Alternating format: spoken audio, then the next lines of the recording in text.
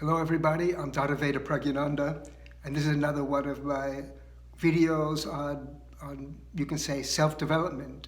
And recently, I was asked a question by someone, and I did a podcast on it. Someone asked me to do a podcast episode, and they said, well, what is the difference of spirituality and religion? So you might have heard, these days someone will ask them, well, what religion are you? And they say, well, I'm spiritual, but I'm not religious. So these days, people are making that distinction, whereas in the past, the whole concept of spirituality was always rolled up in one's religious affiliation or identification.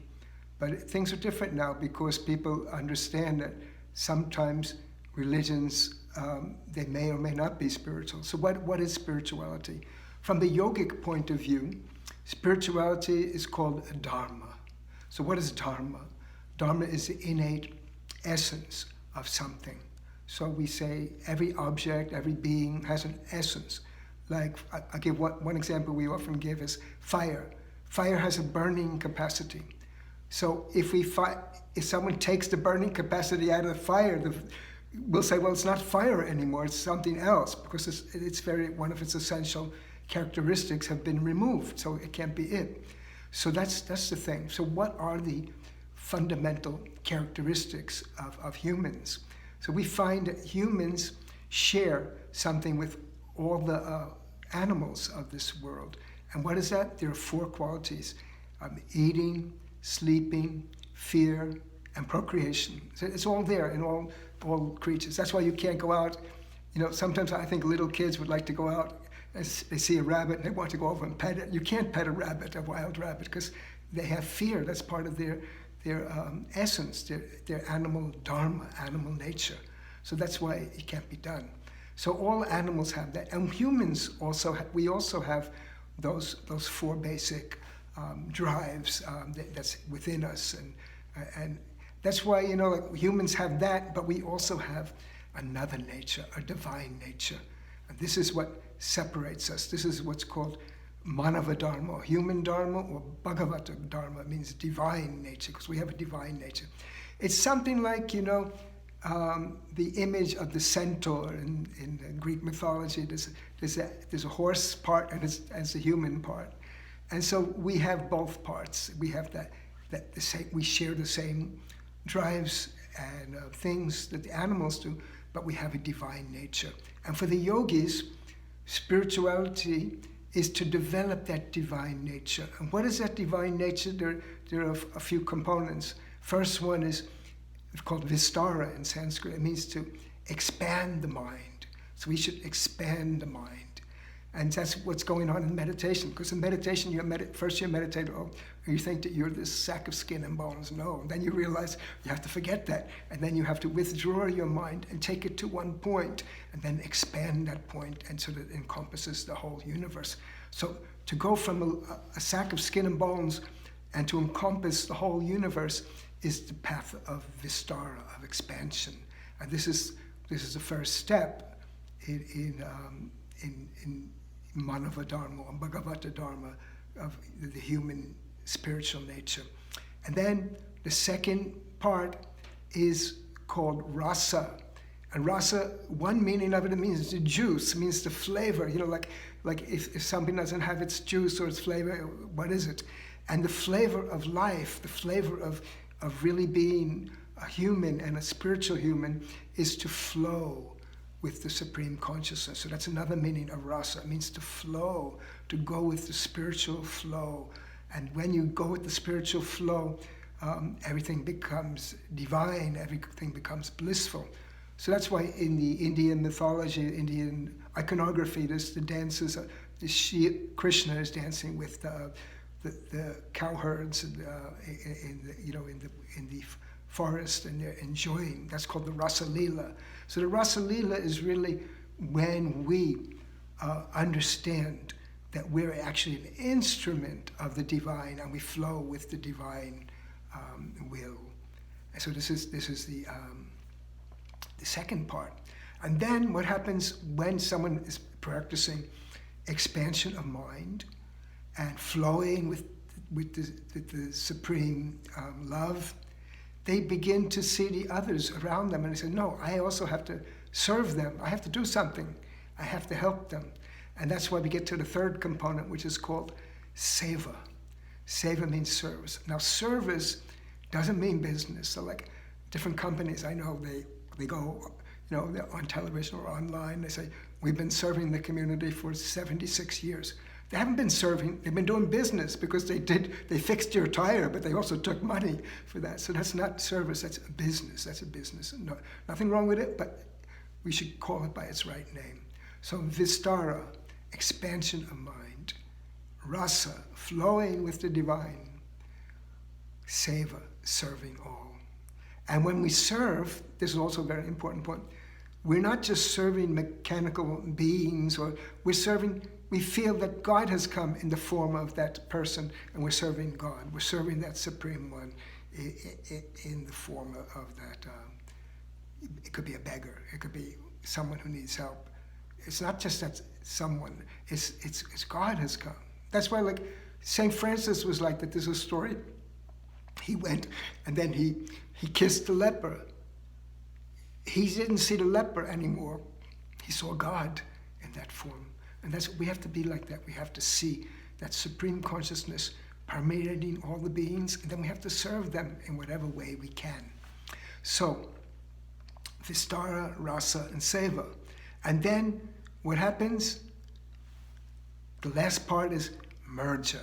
We become one with the supreme consciousness. And so this is the human Dharma, and this is what is spirituality. And also I want to say one more thing about that, a very important thing, is that this is really at the root of human craving. So we're craving things. That's why we're never satisfied. You give someone one ice cream cone, and then especially a kid, wanted a second one, or some other pleasure. And we're like that too. We go to the movies, and then you go out and you say, let's get a pizza, let's do this. It's never ending because we're craving some kind of bliss, some kind of infinite, unending happiness. Ice cream cone that doesn't end, if you will. And we're craving that infinite happiness. And the human dilemma, the human problem, is that we're trying to satisfy that craving with finite objects. So they're all finite. Even you're craving money and you get $1 million, that's still, there's an end to that, and you're going to soon be craving 2 million, or it could be more. And the reason for that is we want something that's unlimited, and we're finding it we're trying to realize it with the limited objects. So the yogic solution, the spiritual solution, is to get what you need in this world, adjust, but then fix all your might to get that infinite object, get that supreme consciousness, and then realize that supreme love and that supreme happiness. That's called anandam or ananda in spirituality, in Sanskrit. So this is what, if you want to ask me, what is religion? Or what is spirituality, excuse me. So this is spirituality. Now religion may or it may not have those components, because in every faith, every tradition, there are people who sincerely practicing, they're transcending their individual boundaries, and they're realizing the supreme, and they say, yes, Lord, make me an instrument of your will. So that's really rasa. And then people, they go out and they serve, and then people get realized. So people all over the world, people have realized God in their different ways, in different religious faiths. So the answer to the question is spirituality, it can be practiced from outside these recognized faiths. It could be embedded within. It depends on the approach. But if there is a dogma in the religious tradition which holds a person into a box or a circle, and you can't go outside it, then that's impeding Vistara. It's impeding Vistara. And if people are practicing, but they're building their own ego, then that's not rasa. That's not flowing. It's not letting the cosmic will be done. It's just my will, not thy will. So it can. So the answer is a little bit complicated, but there is a difference. But real spirituality, according to the yogis, is what we call this human Dharma, Manava Dharma, Bhagavata Dharma. This is our divine nature, and this is what separates us from the animals. Nothing wrong with the animals, because they live according to their nature. They do it according to their nature. But humans who don't live according to their nature, and they just live just like the animals, well, there's a Sanskrit poem that says that humans who do not express their divine nature are equal to animals. So my teacher was once reciting this poem. He recited it in Sanskrit, and then he gave the meaning. But he said, if I say that humans who do not utilize their full capacity to realize their divine nature, if I say that they're equal to animals, the animals will come and complain. They will say, Baba, why did you compare us to these people? We're just doing what we can. We're doing what we can.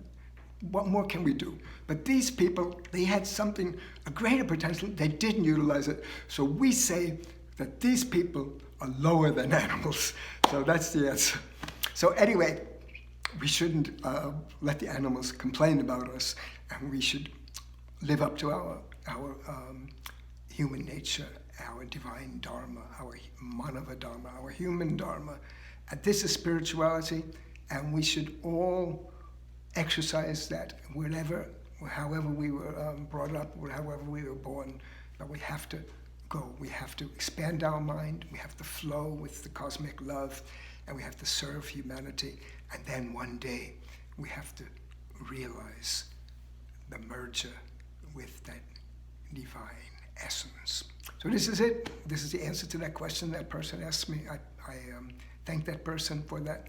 And if you have any questions, you ever want my opinion on this, send me an email, put a comment, and I'll look at it, and I'll do my best to answer you. So thank you all. And I end with a namaskar. It means I salute you with the divine charms of my mind and all the love and cordiality of my heart.